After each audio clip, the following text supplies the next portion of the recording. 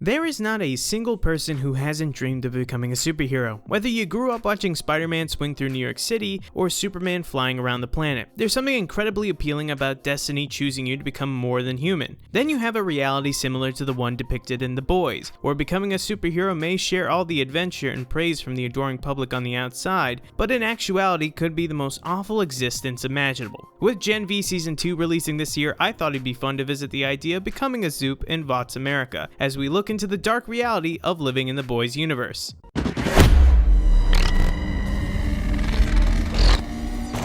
In the world of The Boys, being a hero and being a celebrity are basically the same thing. Sure, traditional celebrities still exist in that world, actors, influencers, and whatever. But if you've lived in a world where one person is famous for pretending to be strong and another one is famous for actually being able to lift a bus one-handed and look pretty good doing it, yeah, public opinion is gonna lean pretty heavily towards the real deal. One of the reasons The Boys is so popular on Amazon Prime isn't just because it's a wild, violent David versus Goliath story. It's because it's a brutal satire that doesn't pull any punches. It drags celebrity culture, government corruption, big corporations, even the average person being, well, just downright awful. It's safe to say that no one in their right mind would want to be part of the insanity that is being a Soup in the world of The Boys. But what if you were born into that world knowing nothing that the audience knows? Let's say that you, sitting right there watching this video, decided that you wanted that life. You don't know anything about the dark, messed up stuff happening behind the scenes, you just know that you want to be famous, powerful, and adored. So what exactly do you have to do to become a superhero celebrity under Vought International? Let's walk through this step by step, and be warned, you're gonna have to lose your humanity. Part 1. Infancy. First things first, you need Compound V in your system in order to get any powers in the first place. The heroes in The Boys aren't born, they are made. Compound V is a serum created by Frederick Vought, a German scientist brought to America during Operation Paperclip after World War II. Originally, Vought was developing the serum to make super soldiers for Nazi Germany, but once it was clear that Germany was losing the war, he switched sides and started building superheroes for America instead, kicking things off with early icons like Soldier Boy and Stormfront, who was originally known as Liberty back in the day. Fast forward to modern day, if your parents signed the right paperwork and accept a fat paycheck and a lifetime of NDAs, you'll be secretly injected with Compound V as a newborn. The public story is that it's all part of Vought's charity program, Samaritan's Embrace, helping sick kids across America. In reality, it's just Vought building its next generation of superheroes from scratch, touting that anyone could be a hero to help their brand. Congrats! If your parents agree, you are officially a baby science experiment with a shot at becoming the next Homelander. Part 2. Gaining your powers. Now that you've got the Compound V in your veins, it's time to wait and see what happens. Being injected as a baby is key. Adults who take Compound V tend to either die horribly or mutate into something, well, very not hero-like. Scientists don't totally understand why, but it seems like kids developing bodies are more flexible and can handle the wild mutations better. But here's the catch. Just because you survive the injection doesn't mean you're getting cool powers.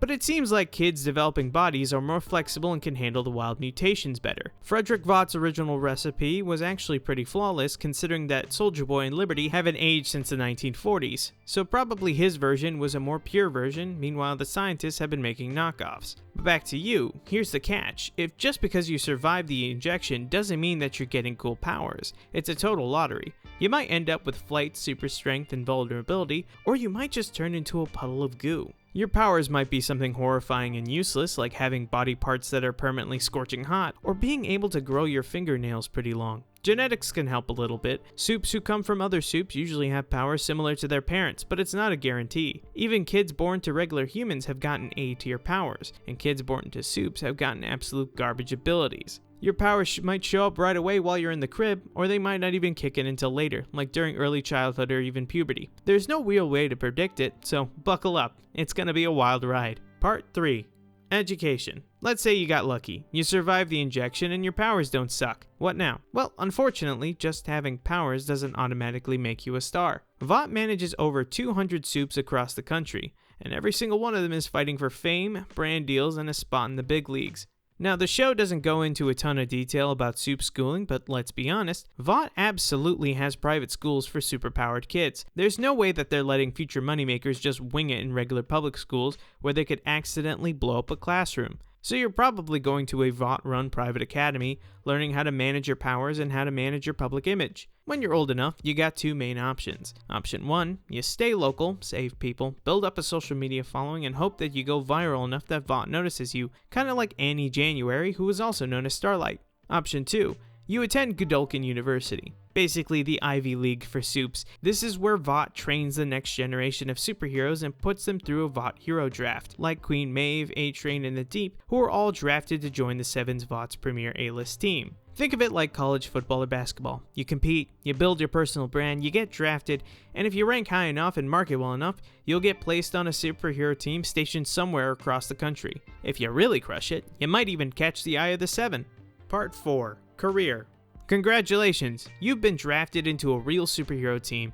You're officially part of Vought's machine. Your life now looks amazing from the outside. Massive endorsement deals, luxury apartments, movie cameos, and adoring fans. You're basically living as a modern god. But very quickly, you'll start to notice the cracks. Most of your job isn't saving people, it's doing photo shoots, meeting with agents, appearing in commercials, and negotiating contracts. Your entire existence is now about selling yourself, your image, your powers, and your brand. Not to mention your fellow supes. Some of them are, well, not quite adjusted. Years of being worshipped as literal gods has given a lot of them serious issues, anger problems, addiction, and god complexes, you name it. It's a whole bevy of mental illness. Vought will protect you legally as long as you bring in good money and good press. Screw up too badly and get caught on the wrong side of public opinion, you'll either get quietly swept under the rug or you'll disappear to some no-name town living out the rest of your days as a has-been. At this point, you have a choice. You can either play the game, lean into the corruption, and live in luxury, or you can stay true to yourself and see how long you survive. Either way, welcome to life as a supe.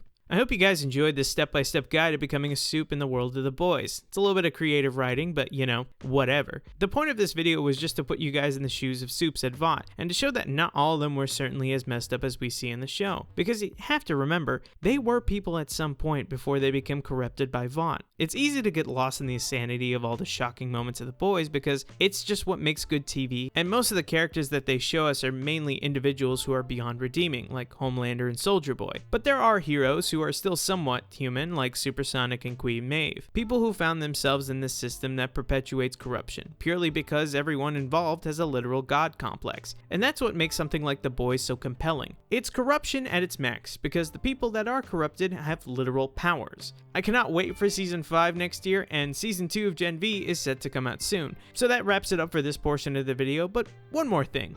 We're answering commenters' questions with the hashtag Mailbag. So if you wanted us to answer any of your burning questions on anything Marvel, DC, or even The Boys and Invincible related, this will be your chance to. Zach is mainly the Marvel genius on this side of the channel, meanwhile I have a healthy obsession with The Boys and Invincible, so we'll be able to answer your questions or at least give our own perspective on things. And just before we go, I'm going to go ahead and answer this specific one that was left on one of our last videos. How do you think that the F4 will get to the MCU at the end of First Steps? Do you think that they're even going to get there? The answer to that question, in my own personal opinion, is they're going to get to the 616 universe at the end of Fantastic Four. I think that's definitely going to be a major plot point in there. As we've theorized in our previous videos, I genuinely think that either Galactus is going to win, quote unquote, and destroy their version of Earth so they have to pull a Rick and Morty and escape to the 616 universe, or Marvel could pull something on us where maybe the Fantastic Four were originally from the 616 universe and they're just going back. Who knows? But I think that Doom is also going to be folded in there in some way. So yeah, that concludes this question of Mailbag. Hopefully that answered your question. I guess we really won't find out the answer until First Steps actually comes out. At this point, it's just mostly speculation. But that about wraps it up for this video. Thank you guys so much for watching our videos, and we'll see you on the next one.